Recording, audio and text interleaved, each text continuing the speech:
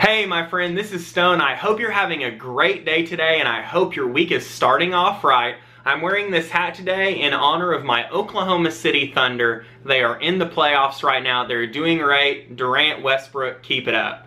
So what I wanted to talk to you all about today is perfectionism, and specifically that disempowering, debilitating perfectionism of things just having to be too perfect. And those of you who suffer from this know what I'm talking about. And really, if I'm going to talk about the manifestation of that lately for me, it's in whenever I would give lessons to the church as a whole where I attend church. I work with a college ministry, and sometimes, usually once a quarter, I speak to the entire church as a whole, and it's a pretty large church.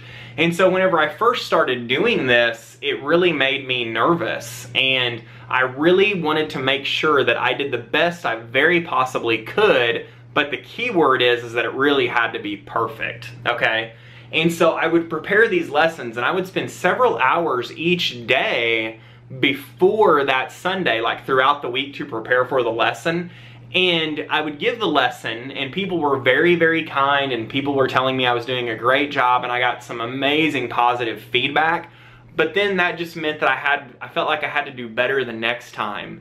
And I was using, and let's say wasting, so much extra time and so much energy preparing for these lessons that I really didn't have to waste, all because of perfectionism. And they say that the arch rival of productivity is perfectionism, and I totally believe that just from my own life. So what we're going to talk about today is what I learned to do in order to really cure the perfectionism mentality, the psychology, and I call it the ABC formula. And this ABC formula really crushes perfectionism. So I'll take you through kind of how I used it and show you how you can utilize it, and literally just like that, if you use it anytime when you get in that mentality on a project, it will help you to bust through it. So if you haven't already, go to stonejordan.info and subscribe. You're going to get goodies, a whole slew of stuff every week in your inbox. Watch the video, cure perfectionism. Have a great day today.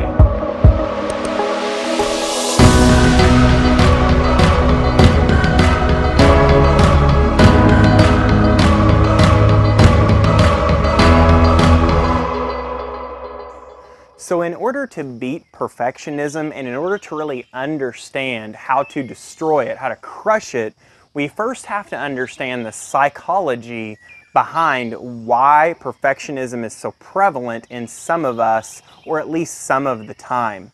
And if you really look at the root of perfectionism, it really comes down to, in many cases, well, ask yourself the question, when you feel perfectionist about something you are doing, what is it that you're saying in your head over and over again? And no matter what it is you're saying, usually the root of that is that it's not good enough, okay? Now, usually the root of that is something I am doing is not good enough, or honestly, in some cases, it's that I'm not good enough. That's kind of the psychology of perfectionism, and I can tell you from personal experience for me, that absolutely is the case at times. I feel like I'm not good enough in whatever it is I'm doing, therefore I have to keep making it better and better. So, whether you feel like that's you or not, really the psychology of perfectionism, because the psychology is what's at the root of us being perfectionist, there are conceptual things that you can do in order to have a different standard than perfectionism. And that's really what the ABC formula is all about. So let's go ahead and get started. The formula to cure perfectionism, ABC. Okay. So the A in ABC is advancement, not perfectionism. Now what I mean by that is, no matter where you are, you can grow and you can move forward.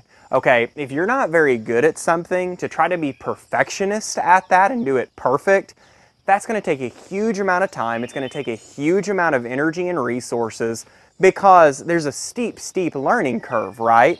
So rather than say I'm going to be perfect, decide what the level is that will allow you to grow and advance. And I kind of look at it like this. Perfectionism is a scale of 1 to 10, and you might be at 1 and you're saying it has to be a 10. Okay, Advancement is saying, here's where I am, and here's the next step on the scale, okay? This is what I consider to be growth or advancement, getting better. So advancement, not perfectionism. That's A, and you can apply that to anything you're doing, no matter if you're at the rookie level or at the expert level. We're always looking to grow, not to be perfect. And by the way, the perfectionist mentality will pull against these and will say, okay, but that's not it being my best, or that's not it being high quality. And I can tell you with all three of these concepts, it's always about high quality. It's just not about being perfect. And I apply them to my own life. So advancement, not perfectionism. Okay, the B in the ABC formula is be outstanding. Now that word sounds so trite because it's overused, and if you're not careful, you won't hear the message in this. To be outstanding, if you really think about it in the simplest form, is to stand out from the crowd. Now, this can seem counterintuitive because we're not supposed to measure ourselves against other people. However, the perfectionist attitude is usually much more intense and much more harsh than standing out from the crowd. I look at it like this. No matter what field you are in, there are other people in that field. Okay, somewhere there are other people in that field.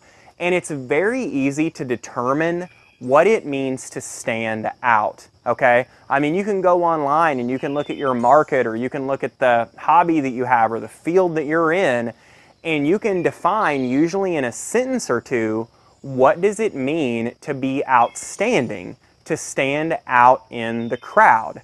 Okay, so what we're really doing here between advancement, not perfectionism, and between be outstanding, is we're creating concepts for the brain to grab a hold of, and we're creating very specific outcomes, okay? So that you can say, this is what this project, or this is what this thing I'm doing has to be.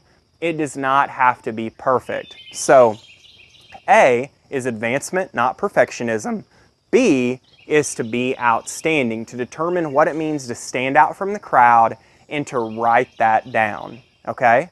Now, C stands for contribution is the standard, okay? Contribution is the standard. Now, what I mean by that is, whatever it is that you're working on, whatever it is that you're trying to accomplish, you don't have to be perfect. You just have to determine how much, at what level, do you want to contribute to others by completing this project.